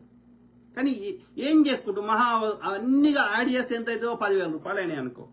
మొత్తం అవన్నీ కలిపితే నువ్వు నువ్వు అవన్నీ తెచ్చుకొని తిన్నా కానీ అవన్నీ చేస్తే ఈ 10,000 రూపాయలతో నీ బతుకు మారిపోతుందా మళ్ళీ 3 ఏళ్ళు 5 ఏళ్ళ దాకా? చెప్పండి. వాడు పారవోసుకోడు కదా. నీకు 10,000 వాడు ఖర్చు పెట్టేటోడు ఇట్లా 1,00,000 మందికి వాడు పారవోసుకుంటాడా 100 కోట్లు? సో ఇది పెట్టుబడి పెడుతున్నాడు వాడు. మరి అధికారం వచ్చినాక ఏం చేస్తాడు? వ్యాపారస్తుల దగ్గర వసూలు చేస్తాడు, భూములు కబ్జా పెడతాడు, చెరువులు కబ్జా పెడతాడు. ఓకే, ఇక వాడు అధికార పార్టీ అయితే ఇంకెక్కువ దోసుకునే అవకాశం ఉంటుంది. లేకపోతే రోడ్ కాంట్రాక్ట్ ఏదైనా వచ్చి రోడ్డు రిపేర్లు ఇంకోటి వస్తే అందులో ఇక దానికి 10 పైసల పని ఉంటే 100 రూపాయలు బిల్లు చేస్తారు, 90 రూపాయలు దోసుకుంటారు, రోడ్డు నాణ్యంగా వేయరు, బ్రిడ్జిలు కూలిపోతాయి, ఇవన్నీ జరుగుతాయి. సో కాబట్టి వాడు పైసలు వారవేసుకోడు. వాడు అప్పు తెచ్చో లేకపోతే ఇంకో దగ్గర నుంచి తెచ్చో, ఆ మార్వాడడం దగ్గర తెచ్చో, ట్యాక్స్ కట్టని మార్వాడడం దగ్గర తెచ్చో పెట్టుబడి పెడుతున్నాడు. ఇంతకు 10 రెట్లు 100 రెట్లు వాడు సంపాదించుకోవాలని ప్రయత్నం చేస్తాడు. ఇక వాడు నీకెందుకు మంచిగా చేస్తాడు? కాబట్టి చిల్లరకి అమ్ముడు పోవద్దు దయచేసి. పోతే నీ నీ నీ భవిష్యత్తుని, నీ యొక్క పిల్లల భవిష్యత్తుని, నీ ప్రాంత భవిష్యత్తుని అన్నిటిని తాకట్టు పెడుతున్నావు.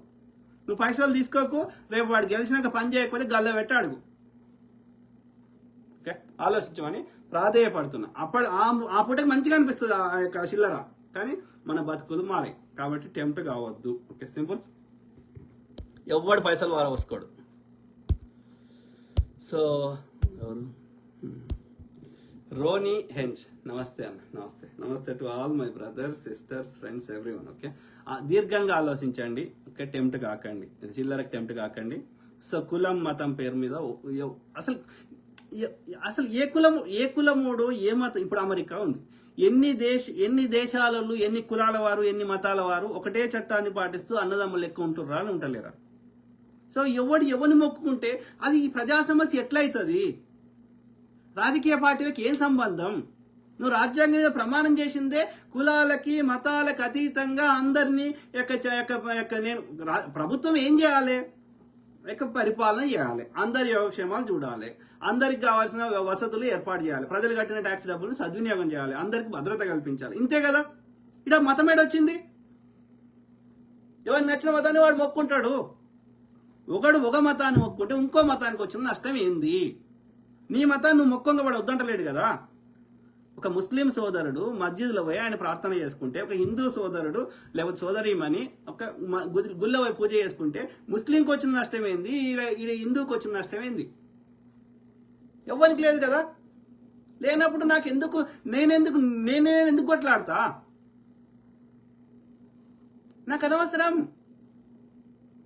Common sense. అయినా సరే ఎందుకు కొట్లాడ పెడుతున్నారు? కేవలం వాడి దోపిడి నుంచి దృష్టి మార్చడానికి. కలుస్తుందా అట్లా? ముస్లింలకు వేషం వేసుకోవాలి, హిందువులను కొట్టాలి, ముస్లింలు కొట్టినని ప్రచారం చేయాలి. పొద్దుగాలేస్తే ఫేక్, మీడియాని కంట్రోల్లో పెట్టుకోవాలి, పొద్దుగాలేస్తే ఫేక్ ప్రచారం చేయాలి. ఎన్నేళ్ళురా? సో కలవదు మిత్రులారా. సో కాబట్టి ఇట్లాంటి బీజేపీ బీఆర్ఎస్ ద్రోహులు. సో నేను కాంగ్రెస్ పర్ఫెక్ట్ అని చెప్తలే, వాళ్ళకంటే 100 రెట్లు నయం అని చెప్తున్నా. ఓకే, సో అర్థమైందా? సో అధికారం కాంగ్రెస్ ఉంటే వాళ్ళు కూడా ఇంకా మనం ఆశించిన దానికంటే చేయకపోతే కొట్లాడి చేయించుకుందాం. వాడు నేను గమనించిన కాడి కాంగ్రెస్ని మనం 10 డిమాండ్లు పెడితే బడ్జెట్ని బట్టి ఆ యొక్క సిచ్యువేషన్ బట్టి 4 డిమాండ్లు అయినా వాడు నెరవేరుస్తాడు. ఉట్టి చేతోడు వంపాడు. ఓకే, అర్థమైందా? ప్రజలు కట్టిన ట్యాక్స్ డబ్బులలో తక్కువ ఒక 70 రూపాయలన్నా ప్రజలకు ఖర్చు పెట్టిండు వాడు. లేకపోతే ఇవాళ మనకి దేశంలో స్వతంత్రం వచ్చినాక కట్టినాయి అంటే కాంగ్రెసే కట్టింది. బీజేపీ వచ్చినాక ఏం కట్టింది? కొంతవరకు నార్త్ ఇండియాలో రోడ్లు. ఓకే, రోడ్లు అది మినిమం, అది కట్టకపో. బ్రిటిష్ వాడు కూడా రైల్వే ట్రాక్ వేసిండు వాడి దోపిడీ కోసం. కాబట్టి రోడ్లు వేయాలి, అది కూడా నాసిరకం వేస్తున్నాడు, అవి కూడా కూలిపోతున్నాయి. సో ఆ రోడ్లు కొంతవరకు తప్ప అదర్ దాన్ దట్ వాడు మన బతుకులు మార్చేది పెద్ద లెవెల్లో చేస్తుంది శూన్యం. వాడు చేసే అప్పులకి మన దగ్గర దోసుకున్నది మొత్తం కబ్జా పెడుతున్నాడు. ఓకే, సో కాబట్టి ఆలోచించమని ప్రాధేయపడుతున్నా. ఓకే, కులం మతం అది పర్సనల్ థింగ్, అది ఏ రాజకీయ పార్టీకి సంబంధం లేదు. ప్రజా సమస్యలే రాజకీయ పార్టీకి సంబంధం. ప్రజల సమస్యలకు శాశ్వత పరిష్కారాలే, ప్రజలు కట్టిన ట్యాక్స్ డబ్బులు సద్వినియోగం చేయడమే, అన్ని కులాలు అన్ని మతాల వారిని సమానంగా చూడడమే రాజకీయ పార్టీ కానీ ప్రభుత్వం కానీ చేయాల్సిన పని. కాదు అయితే బండి సంజయ్ భారత ఆర్మీలో ఉన్న 70% మందికి సిక్కులను ఏం చేద్దామో చెప్పురా లుచ్చనా కొడుక, తంబాకు బ్యాచ్ చెప్పులు మోసే బ్యాచ్. ఆయన స్పీకర్ గారు మాట్లాడరా, నీ సమస్య ఏందో నీ రాష్ట్రం చెప్పురా అని వీనికి మైక్ ఇస్తే, అవకాశం ఇస్తే ఆడ అవకాశమే రాదు. అందరు అవకాశం కోసం కొట్లాడుతుంటే వీనికి అవకాశం వస్తే కూడా వానికి వచ్చిన తెలుగులోనే మాట్లాడొచ్చు కదా, వాడు ట్రాన్స్లేట్ చేస్తాడు కదా. వాడు తెలుగులో మాట్లాడన్నా వీనికి వీళ్ళ యొక్క రాష్ట్రంలో కానీ వీని నియోజకవర్గంలో ఏం సమస్యలు ఉన్నాయో వీనికి తెలియదు ఈ తంబాకు బ్యాచ్కి. అట్లాంటి లుచ్చనా కొడుకు అసెంబ్లీలో గెలవనివ్వండి, పార్లమెంట్ ఎట్లా గెలుస్తారు ఈ కొడుకులు? మోసం మోసం మోసం. ఓకే, సో అది సో కాబట్టి జూబ్లీ హిల్స్ లో ఉన్నటువంటి మిత్రులకి, సోదరులకి, సోదరీమణులకి, ఓకే, ఆ యొక్క ఈ చనిపోయింది సెంటిమెంట్ ఉంటుంది, ఒక ఫీలింగ్ ఉంటుంది, ఐ అండర్స్టాండ్. కానీ ఇప్పుడు ఆ చనిపోయిన ఆయన రాడు, వెనక ముందు మనందరం సావాల్సిందే. ఒక 100 ఏళ్ల కింద పుట్టిన వ్యక్తులు దాదాపు భూమి మీద లేరు. ఓకే, కాబట్టి వెనక ముందు అందరం చచ్చేది. కాబట్టి ఆ చచ్చిపోయిన వాని గురించి ఆయన ఆత్మశాంతి చేకూరాలని కోరుకుంటూ, ఆ చచ్చిపోయిన గురించి మన పిల్లల భవిష్యత్తుని ఎందుకు తాకట్టు పెట్టాలి? ఇలా బీఆర్ఎస్ గెలిచింది అనుకో, ఇప్పుడు ఆ మాగంటి సునీత గారు గెలిచారు అనుకో, సో ఆమె గృహిణి, ఆమెకు ప్రజా సమస్యల మీద పూర్తి అవగాహన లేదు. అది అర్థం చేసుకునే వరకే చాలా కాలం చెల్లిపోతుంది. ఇప్పుడు ఆమె అసెంబ్లీలో పోయి ఏం చేయగలుగుతుంది? మళ్ళా కాంగ్రెస్ ముఖ్యమంత్రిని పోయి నాకు ఇది అది అని అడుక్కోవడం తప్ప. కాబట్టి కాంగ్రెస్ అధికారంలో ఉంటే ఫండింగో గిండింగో ఆయనకు కావాల్సిన ఏమన్నా అభివృద్ధి పనులు కొంత చేయడానికి అవకాశం ఉంటుంది కదా. బీఆర్ఎస్ వచ్చినా కాంగ్రెస్ చేస్తుంది, అది వేరే ముచ్చట. కానీ బట్ కాంగ్రెస్ ఉంటే ఇంకా జర బెటర్ అవుతుంది కదా అధికార పార్టీ ఉంటే. సో కాబట్టి సెంటిమెంట్కి లొంగకుండా, సో ఆయన నవీన్ మళ్ళీ ఇంకోటి ఈ పొద్దుగాలు వేస్తే బీసీ అన్నారు కదా. ఇప్పుడు చూడండి టికెట్ ఎవరు ఇచ్చారు? మాగంటి సునీత బీసీ కాదు, ఓకే, అగ్రకులం. సో ఈ బీజేపీ తరఫున లంకాల దీపక్ రెడ్డి అగ్రకులం. మరి కాంగ్రెస్ బీసీకి ఇచ్చింది నవీన్ యాదవ్కి. అంటే మన చర్యలు చూడండి. ఇదే బీసీ అన్నారు కదా బీజేపీ. ఆ మోడీ అనేట ఆయన ఆర్య బనియా, ఓకే, ఆయన వ్యాపార కులం మోద్గాచి గానుగల నుంచి నూనె తీసి అమ్ముకునే వ్యాపార కులం.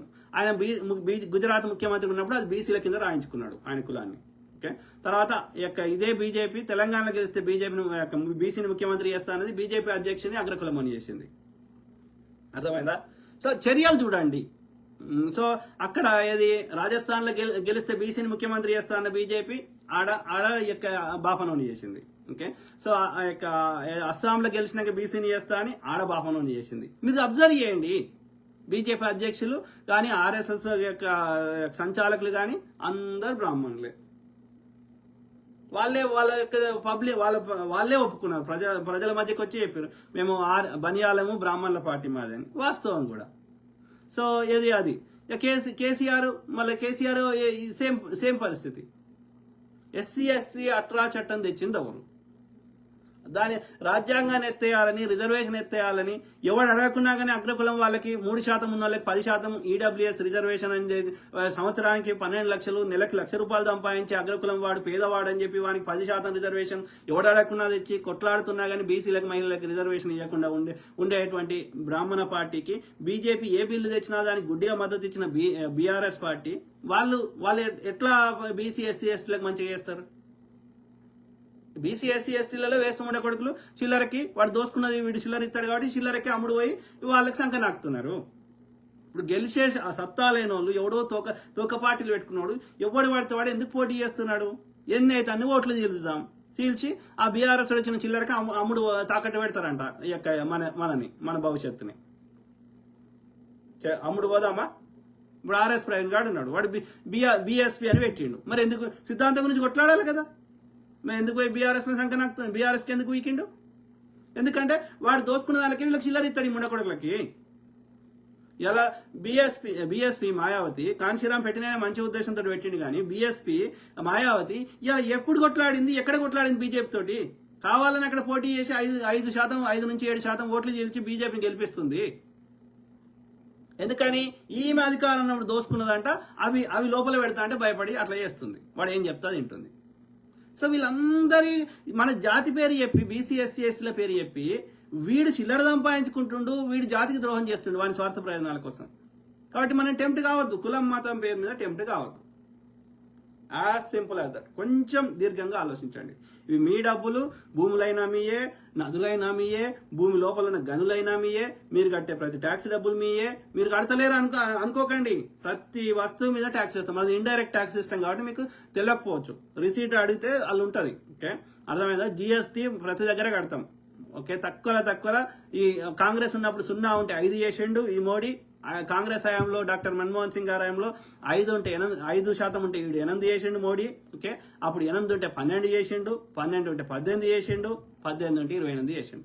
మాక్సిమం 18% అంటే 28 చేసిండు. అంటే ఒక వస్తువు కొనుక్కుంటే, ఒక టీవీ కొనుక్కుంటే, ఒక ఏమంటారు మన ఒక 10,000 వస్తువు కొనుక్కుంటే అందులో 2800 అంటే ఇంచుమించు 3,000 రూపాయలు మనం గవర్నమెంట్కి ట్యాక్స్ కడుతున్నాం. అర్థమైందా? అందులో 40% మాత్రమే రాష్ట్రానికి వస్తుంది. ఓకే, 60% కేంద్రం తీసుకుంటుంది. మరి ఆ పైసలు ఏం చేస్తుంది? సో మనం ట్యాక్స్ కడతలేము అనుకోకండి. పెట్రోల్ మీద ఇప్పుడు 110 120 ఉన్నది. సో 120లో 60 రూపాయలే పెట్రోల్ ధర. ఆ 60 రూపాయలలో కూడా మళ్ళీ అదాని అంబానీ రిలయన్స్ వాడి రిఫైనరీ ద్వారా వాడికి 30 రూపాయలకు వస్తే అలా వాడి రేట్ యాడ్ చేసి గవర్నమెంట్కి అమ్ముతాడు, కేంద్ర ప్రభుత్వానికి. కేంద్ర ప్రభుత్వం వాడి యొక్క ట్యాక్స్ యాడ్ చేసి రాష్ట్రానికి అమ్ముతుంది. దాని మీద వచ్చిన దాని మీద రాష్ట్రం వ్యాట్ వేస్తుంది, వాల్యూ యాడెడ్ ట్యాక్స్ వేస్తుంది రాష్ట్రం. ఓకే, సో అంటే వాడు అంబానీ తీసుకునే లాభము, తర్వాత కేంద్రం వేసే ఎక్సైజ్ సుంకము, అవన్నీ యాడ్ చేసినాక రాష్ట్రము 30-35% వేస్తుంది. సో అట్లా లెక్క పెడితే అంటే వాడు తగ్గిస్తే ఆ యొక్క అంబానీ తీసుకునే లాభం తగ్గించినా, లేకపోతే రష్యా దగ్గర తక్కువ రేటుకి కొన్నాడు, కానీ మనకు ఆ తక్కువ రేటుకి అమ్మారు. కరోనా సమయంలో $20 బ్యారెల్ ఉండే 100. ఓకే, సో అయినా సరే మనకి రేటు తగ్గియాలి పెట్రోల్. కాంగ్రెస్ హయాంలో కేంద్రం మీద తీసుకునే ఎక్సైజ్ సుంకము పెట్రోల్ మీద 9 రూపాయలు, డీజిల్ మీద 3 రూపాయలు తీసుకుంటే, మోడీ వచ్చినాక ఆ డీజిల్ మీద 33 రూపాయలు చేసి 10 రేట్లు పెంచిండు. ఓకే, 1000% చేసిండు. సో అట్లనే ఈ యొక్క పెట్రోల్ మీద 9 రూపాయలు ఉన్నది 33 రూపాయలు చేసిండు. అంటే 3 నుంచి 4 రెట్లు పెంచాడు. అర్థమైందా? అంటే 400% చేసినట్టు. సో ఏడికి పోయినాయి ఈ పైసలన్నీ, ఏడికిపోతున్నాయి. సో మనం ట్యాక్సులు కడతలేము అనుకోకండి. ప్రభుత్వంలో కేంద్రమైన రాష్ట్రాలైనా ప్రతి పైసా మనదే. అర్థమైందా? సో ఇవి పైసలు ట్యాక్సులు డబ్బులు కాకుండా అవి కాకుండా వ్యాపారస్తుల దగ్గర తీసుకునే ట్యాక్సులు అవి కూడా మనయే. ఓకే, ఇవన్నీ కాకుండా మళ్ళీ ఇప్పుడు గర్పట్టి ఇవన్నీ రెవెన్యూ రిజిస్ట్రేషన్ ఫీజులు ఇవన్నీ కాకుండా చలాన్లు ఇవన్నీ కాకుండా ఇక అడ్డదారుల కాంట్రాక్ట్లకు ఇచ్చిన కాంట్రాక్ట్ల దగ్గర వాళ్ళ దగ్గర దోసుకోవడము, ఈ యొక్క భూములు కబ్జా పెట్టడము, భూమి లోపల ఉండే ఖనిజాలు దోసుకోవడం, అంటే ఎన్ని రకాలుగా ప్రజల సంపదని దేశ సంపద అంటే ప్రజల సంపదని దోసుకుంటారో మీరు ఆలోచించండి. కాబట్టి దీన్ని ఎవడు మీకోసం ఖర్చు పెడుతుండు, తక్కువ అసలే తినడం అనేది సాధ్యం కాకపోవచ్చు, కానీ 5-10 రూపాయలు తిన్నా సరే ఎక్కువ ఎవరికి మీకు మీ పైసలు మీ వస్తువు మీకు ఎవడు పెడుతున్నాడో వానికి ఓటేరు. టెంపరీ వాడికి లొంగకండి. అడ్డదారులు దోసుకున్నాడు మీకు చిల్లర ఇస్తాడు, కానీ ఆ చిల్లరనే ఉంటుంది, వాడు పెద్ద లెవెల్లో దోసుకుంటాడు. కాబట్టి టెంప్ట్ కావద్దని నేను ప్రాధేయపడుతున్నా. ఓకే, ఇక్కడ మోరల్ ఈ మొత్తం దీని సారాంశంలో ఒకటి, చిల్లరకు లొంగకూడదు, కులం మతం పేరు మీద లొంగకూడదు. సింపుల్. మన సమస్యలకి శాశ్వత పరిష్కారాలు కావాలి. మన పైసలు మనకి ఓడి ఖర్చు పెడుతుండు, మనకి అనుకూలం వాడు దోసుకుంటాడు. కాంగ్రెస్ వాడు అయితే, వాడు స్కాములు చేస్తాడైతే సమాచార హక్కు చట్టం ఎందుకు తెస్తాడు? ప్రభుత్వంలో ఏమైతుంది, పైసలు ఏడిపోతున్నాయి ఎందుకు చెప్తాడు? డాక్టర్ మన్మోహన్ సింగ్ గారు పిఎం కేర్ ఫండ్స్ ఉంటే దాన్ని ఆర్టీఐ కింద ఉండే, అది ఆర్టీఐ కింద రాకుండా చేసేసి పిఎం కేర్ ఫండ్స్ ని పేరు మార్చి పిఎం రిలీఫ్ ఫండ్ పెట్టి దాని మీద వ్యాపారస్తుల దగ్గర డబ్బులు వసూలు చేసుకొని వాని వ్యాపారం క్లోజ్ చేస్తాను సిబిఐడి అని చెప్పి ఆడ పైసలు వసూలు చేసి లక్షల కోట్లు ఆ పిఎం రిలీఫ్ ఫండ్స్ ఏడ ఖర్చు పెడుతుండు చెప్పడంట. ఎందుకు చెప్పవరా అంటే అది ప్రజలకు సంబంధం లేదు, అది నాన్ ప్రాఫిట్ ఆర్గనైజేషన్, ఎన్జిఓ అంటున్నాడు. నాన్ ప్రాఫిట్ ఆర్గనైజేషన్ ఎన్జిఓ అయితే పిఎం ఎందుకు పెట్టినవరా? మోడీ ఫౌండేషన్ అని పెట్టుకోవచ్చు కదా. సో అంటే ఆ ప్రైవేటే అని చెప్పి పిఎం పేరు పెట్టి నీ సిబిఐడిని పంపించి ఆ వ్యాపారస్తుని లోపలేస్తావు, అని వ్యాపారాన్ని బంద్ చేస్తా అంటే వాడు చందా ఇస్తే ఆ చందాని దోసుకొని తింటున్నావు. దోసుకొని తింటున్నావు కాబట్టి చెప్పవంట లక్షల కోట్లు. అంటే ఈ ఈ ఈ ప్రభుత్వంలో కాంట్రాక్ట్లలో ఇవన్నీ కాకుండా నేను చెప్తుంది, బ్రిడ్జులు లేటి ఇవన్నీ కాకుండా, సొరంగాలు లేటి ఇవన్నీ కాకుండా ఎమర్జెన్సీ కోసం ఆర్బీఐ దగ్గర దాచిపెట్టుకున్న పైసలు కూడా దోసుకున్నారు. ఏది అక్కడ నోట్ల రద్దు అని చెప్పి అది కొత్త నోట్లు ప్రింట్ చేస్తే ఆ ప్రింటింగ్ ప్రెస్ నుంచి ఆర్బీఐకి దగ్గరికి వచ్చే లోపలనే ఎంత 80,000 కోట్లు గాయబైపోయినాయి. ఒక కిలోమీటర్ రోడ్డుకి ప్రతి కిలోమీటర్కి 18 కోట్లు.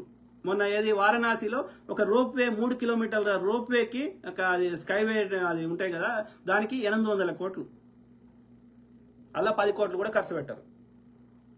అంటే మిగతా 800 కోట్లు ఎవరి జేబులో పోతున్నాయి? మరి ఆ 800 కోట్లు తీసుకున్నాకన్నా క్వాలిటీ మెయింటైన్ చేస్తారా? చెయ్యరు. కట్టే లోపలనే కూలుతున్నాయి. మళ్ళీ కొత్త కాంట్రాక్టర్ కొత్త ఇది చేస్తే మళ్ళీ 800 కోట్లు. ఎవరి పైసలు ఎవరు తింటున్నావు? మళ్ళీ మన దగ్గర పైసలు లేవు, మేము అప్పులు చేస్తున్నాం. మరి ఈ అప్పులు కూడా కట్టాలి, ఈ కట్టిన ట్యాక్సులు అడిగిపోతున్నాయి. ఇవన్నీ అడిగితే నేను దేశద్రోహిని, నేను హిందువుని కాదు, నేను కమ్మిని, నేను కాంగిని, దేశంలో ఉన్నవాడు ప్రశ్నిస్తేనేమో వేరే దేశం వెళ్ళిపో, దేశం బయట ఉన్నవాడు ప్రశ్నిస్తేనేమో ఈడికి రా. సో కాబట్టి ఆలోచించమని ప్రాధాన్యపడుతున్నాను. ఓకే, అందుకే నేను ప్రతిసారి చెప్తా, చదువుకోండి అయ్యా, చదువుకోండి. 10-12 చదివితే చదువు కాదు, అది 10-12 చదివితే చదవనంతో సమానం. 15-16 చదవండి. ప్రతి విషయం మీద అవగాహన వస్తుంది. చదువు అనేది ఉద్యోగం కోసం కాదు, చదువు అనేది విషయ పరిజ్ఞానం కోసం. చదువుకున్నోడు ఏదైనా విషయం అర్థం చేసుకొని అది దేనికి సంబంధించిందైనా ఆరోగ్యాన్ని కాపాడుకుంటాడు, వాడు చేసే పని ఇంకా డిఫరెంట్గా చేస్తాడు, ఓ కంపెనీ పెడతాడు, 10 మందికి ఉద్యోగాలు ఇస్తాడు. ఓకే, వాడు పోయి అడుక్కోవాల్సిన అవసరం లేకుండా. సో కాబట్టి చదువు అనేది నీకు ఒక ఆభరణం అంటారు కదా, నీకు స్ట్రెంగ్త్ని ఇస్తుంది కొట్లాడడానికి కానీ, విషయ పరిజ్ఞానం కోసం కానీ, అన్నిట్లా ప్రతి దగ్గర యూజ్ అవుతుంది, డ్రెస్ సెన్స్ కానీ. కాబట్టి చదువు ఇక ఒక ఏజ్ తర్వాత ఆ మోటివేషన్ రాదు, చదువుకోవాలనిపించదు. కానీ అట్లీస్ట్ ఏ పని చేసైనా, అడక్కదినైనా సరే, ఓకే, నాకు పాచి పని చేసైనా సరే, గ్రామీణ ప్రాంతం కానీ, పట్టణ ప్రాంతం కానీ, బస్తీ కానీ, చదువుని మాత్రం 15వ తరగతి చదువుదాకా. రాకపోతే ఏం చేస్తాం, 4 సార్లు చదువుతాం, ట్యూషన్ సహాయం తీసుకుంటాం, ట్యూషన్ చెప్పించుకుంటాం. కానీ 15వ తరగతి మన సొంతంగా అడ్డదారులు దొక్కకుండా, కాపీ కొట్టకుండా. ఎందుకంటే మన ఉద్దేశం ఏంది, నేర్చుకోవడం ఇంపార్టెంట్, డిగ్రీ కాదు. డిగ్రీ ఏం చేసుకుంటాం? డిగ్రీ కావాలంటే ఎవరి పేరు మీద కావాలంటే ఆయన పేరు మీద డిగ్రీ రాసిస్తారు. ఏం చేసుకుంటాం? మనము నాలెడ్జ్ కోసం, దాని విషయ పరిజ్ఞానం కోసం చదువుకుంటాం. సో కాబట్టి అట్లీస్ట్ మీ పిల్లలకైనా నెక్స్ట్ ఎవ్రీ 10 yearsకి ఒక జనరేషన్ మారిపోతుంది. సో కాబట్టి నెక్స్ట్ జనరేషన్ లోపల ఇప్పుడు బహిరంగ సభలకు పోతారు. ఎవరు వస్తారు? ఆ రోజు కూలీ ఇస్తా అంటే 500-1000 రూపాయలు ఇస్తే ఆ బహిరంగ సభలకు వస్తున్నారు. మరి కేరళలో అట్లా వచ్చేటోళ్ళు ఎంత సంఖ్య ఉన్నది? అమెరికాలో అట్లా వచ్చేటోళ్ళు చిల్లర కమ్ముడు పోయి అట్లా బహిరంగ సభలకు వచ్చేటోళ్ళు ఎంత సంఖ్య ఉంది? ఎందుకైతుంది? కారణం ఆడ చదువుకున్న వాళ్ళు, విషయ పరిజ్ఞానం ఉన్న వాళ్ళు ఎక్కువ మంది ఉన్నారు. కాబట్టి అక్కడ ప్రభుత్వాలు ఇష్టం ఉన్నట్టు చేయలేకపోతున్నాయి. చేస్తే అక్కడ ప్రజలు ఊరుకోరు. ఎందుకంటే వాళ్ళకు ప్రతి విషయం అవగాహన ఉంది చదువుకోవడం వల్ల. అర్థమైందా? బీజేపీ అధ్యక్షుడు ఏమంటాడు? కేరళలో ఎందుకు వస్తలేరు అంటే, అక్కడ కూడా హిందువులు చాలా ఉన్నారు.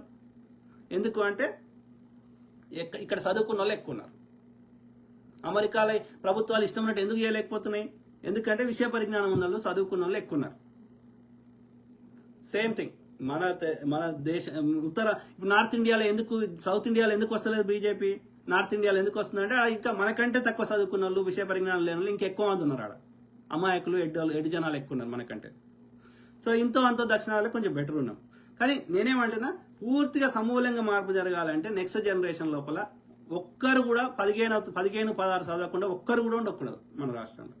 కానీ ఇప్పటికీ గ్రామీణ ప్రాంతాల్లో పోతే, తండాలకు పోతే, ఓకే, గిరిజనులు, ఎస్సీ ఎస్టీలు కానీ, బీసీలు కానీ అనేక మంది 10-12 కాగానే బంద్ చేసేటోళ్ళు, ఇప్పటికి ఏదో ఆటో నడుపుకుంటోళ్ళు, రకరకాల వ్యవసాయం చేసుకుంటోళ్ళు నేటికి చాలా మంది ఉన్నారు.